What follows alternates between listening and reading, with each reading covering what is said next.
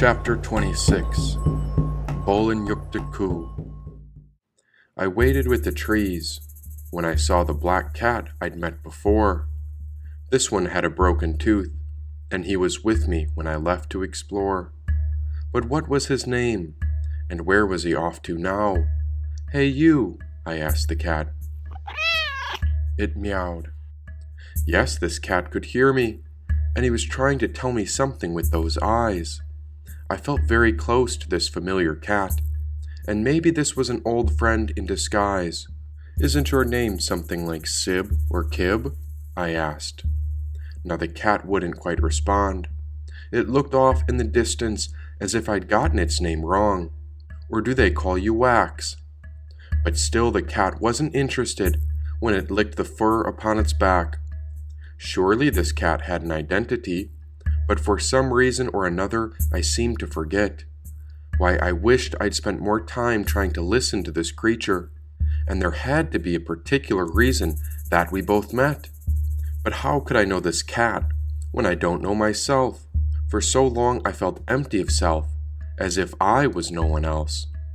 For this cat and I were similar. We had souls of the capital Self. Like two candle flames, our bodies would slowly dissolve, the same way wax melts. "But who are you?" I asked the black cat. "I am Bolon Yokte." It came out quick, and now that's how you know you can trust it. When a voice or thought arrives on the spot, it appears almost before your last thought is silenced. Now I was in a gap, because I was left wondering. It was so spacious in this gap. But I was waiting to see if I was about to end up suffering. But in this gap, I found that pause, a space where karma was not created, because whatever future comes is dependent on a cause. In the middle of the 12 nidanas, someone told me there's a gap between 6, 7, and 8. That gap is between the feeling and emotions before it becomes grasping and attaching. And if you can make it into that gap, you could end up in heaven. That gap is spaciousness. It's the pause before a reaction, a place to rest in, before you send forth your next action. Bolon Yokte. Why, now I remember you. I've lost my mind and have been wandering for so long, but I see that you are cunning, sly, and strong. For you carry the lessons. You sit upon that ancient treasure, and so I bow to you, the eternal spirit forever. Bolon Yokte, you are connected to Shango Macho. You are the strongest of all. We humans may forget who we are, but you have never forgotten nature's wild call. How did I get here without a shaman like you? You're that medicine man who enchanted me to find the spacious gap. And so you found the courage to go through and not get caught in suffering's trap, said Bolon Yokte. True, very true. This is also new, Bolon Yokte. Now who exactly are you? The 9 who supports the One, the 9 who upholds all, the 9 rulers of the underworld, the place where the one named Lucifer jumped, because he did not fall. How could they understand something so deep? It is the 9 rulers who spin the wheel of time, so that the great play of life has a chance to repeat. Spinning the wheel, it goes on and on. You can either imagine the world is ending, or that it is being reborn. The truth, from my perspective, is that earth is the ground from which all transforms. Heaven be thy eternal bliss, and the 9 who hold support have been doing it all day, every day, forever and ever. Each time we exhale, the world ends, and every inhale, there is a place, if we allow it, to be reborn and renew the spirit which becomes brighter. A shift transpires inside all of us, in that consciousness of our hearts. All the time, that is who I am, the transformer of emptiness through space, a grantor of all boon to ever exist, for I stretch beyond the human race. Yes, I watch them as they chase. They consume and get pulled deep in the trap, but the 9 levels hold all beings, even if they've been broken, betrayed, or attacked. For I am that jaguar consciousness, that very useful type of courage, the energy of the mind and emotions. I am like a secret elixir or divine potion. Drink me and you'll live forever. Steal a penny of my gold and you'll forever owe. I am beyond the living, dead, and in between. I am woven in everything that grows. For how could they forget me? But yet they always do. And at the end of each long count comes the descent of Bolon Yokte. Each underworld has a god associated with it, 9 levels in total. But now as the long count ends, the 9 underworlds culminate together. Bolon Yokte is the 9 support, the total of 9 strides. I am the entity at a period of new beginning before an ending. Bolon Yokte, in other words, is a name for the peak of potential, and this symbolizes the 9 levels of evolution that the universe undergoes on its climb to the highest state of consciousness. In human form, Shango was the king of Oyo, the Yoruba ancestral homeland. As an Orisha, he shows many of the qualities we associate with human kings. He's profound, fierce, brave, a magnificent protector, intelligent, hardworking, and, above all, he likes to be acknowledged as the leader so he doesn't have to take orders from anyone. He knows how to be a good friend. He's a master at divination, and he's a great healer. But he also shows imperfections that reminds us of his time on Earth. He's a great womanizer and a bit of a libertine. He seduces with his charm and his lies. He's a fast talker, and he can be manipulative. He can also be a compulsive gambler and wasteful with money. When his ego gets out of control, he is arrogant and domineering. As long as his children are obedient, he's a good father, but he's very critical and quick to punish them if they don't live up to his standards. Shango's children are like their father, strong-willed, energetic, full of fire, extraordinarily intelligent, sometimes arrogant and self-absorbed. They often have stormy tempers, although they like to have a good time, go to parties, flirt, and dance. They're very charismatic and like to be the center of attention. Some see me as Shango, some call me a medicine man, but I am that shaman, Bolon Yokte, the beholder of the divine plan. I am the gap of continuation, the awakening after a rebirth which goes on forever, always rising and falling. Like breath or clockwork, the whole universe is my treasure. The Maya had 13 cycles, and it's the ways the stars rotate and move, the influence upon the galaxies, a gravitational force in which mass is moved, yes, mass and light, warmth and water. All things are born of the same properties. The true magic is growing and spreading through all our sons and daughters, said the black cat. So you're Bolon Yokte, and you don't like to be told what to do. But since you are Bolon Yokte, I can trust you'll reveal that which is true. Now I know it's you, Bolon Yokte. Surely you'll reveal the way, and so your 9 strides will lead us, because Jaguar Foot Tree is here to stay. Of course Bolon Yokte isn't so mean, and I know you hate to be annoyed, since you can only give out treasure to those so deserving, and it doesn't come in the form of money or wealth. It comes to those who remember God, love all beings, and those who tend to be serving. Bolon Yokte is friends with the Miracle Baba, and it's his blanket that is hovering over everyone else. That's all 9 levels together, and so you are the capital self. I am no one else but you, for within you lives Bolon Yokte. What some may think to be archaic tales of a foreign religion, the great myths, African legends, and Indian epics are stories of gods and demons, which in fact are the most sublime psychology of the higher self. With the key to their true meaning, these ancient blockbusters will reveal to us the great perennial wisdom taught by the highest sages. Each god in the Yoruba, Buddhist, or Hindu pantheon represents an aspect of our enlightened mind. This represents the dynamics of soul and ego, of devotion and higher intelligence, of faith and ignorance which have come into form so we can understand ourselves. For instance, Hanuman, the great monkey god of the Ramayana, is a symbol of the mind that has become disciplined and filled with devotion. Hanuman is the evolved state of our unruly monkey mind that constantly jumps from thought to thought. This mind is fully focused on the presence of the divine self, the Lord of life within the heart.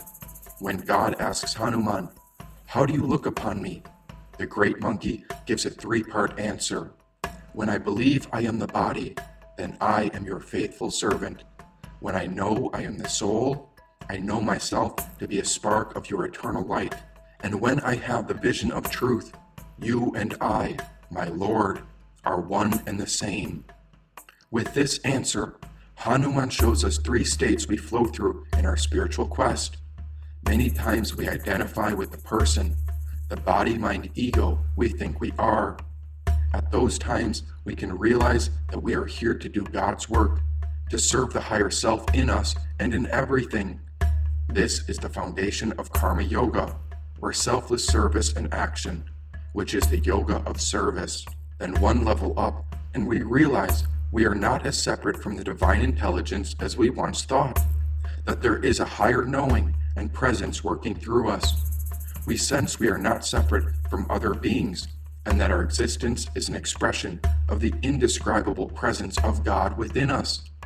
This is where devotion, or bhakti, and Raja Yoga open us further. Raja Yoga is a process that teaches us the union, or the relink, as religions call it, with our spiritual soul, or Atman, with the mind, or Manas.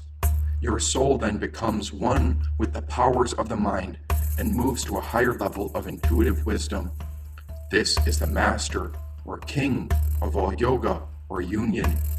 The most dramatic shift in our perception occurs when all veils lift and we have the vision of truth. Then we know that we are all that exists.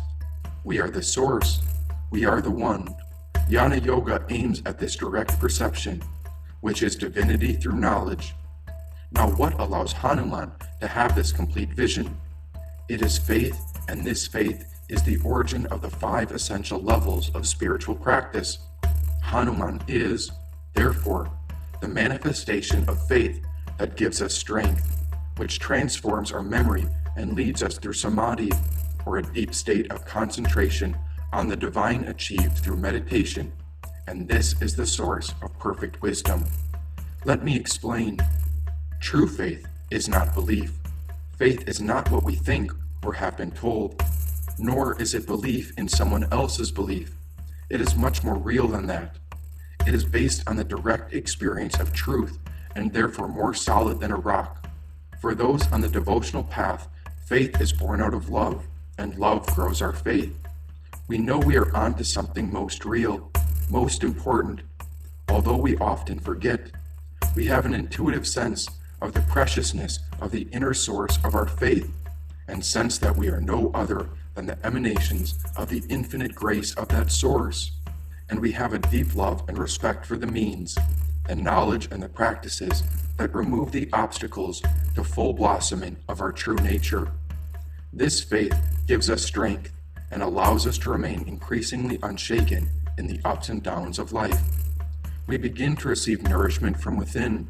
We discover the inner source of the nectar of contentment and joy.